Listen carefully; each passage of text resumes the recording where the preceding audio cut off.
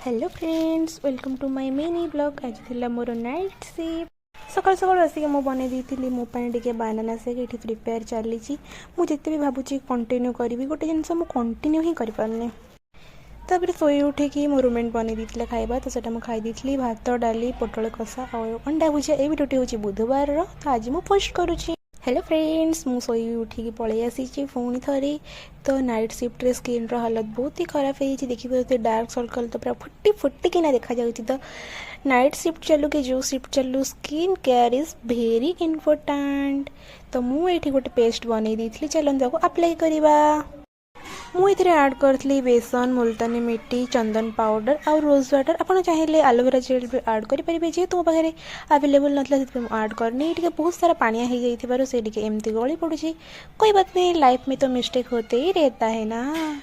Actually सांग मैंने night shift कर दुख जो मैंने नाइट शिफ्ट कर ही जानते। ये भिडियोटी मैंने बहुत बड़ हो मुझे एडिट कला बेले देखुची से मुझे एमती स्पीड कर मोर केते कुआडे कौन गली पड़ुची। हे भगवान। तापर खाई पी सारिकी कंपानी जावा पूर्व मो भितर टिके एनर्जी आने मु पी देइथिली हॉर्लिक्स। तो देखा नेक्स्ट वीडियो रे। Bye bye, good night.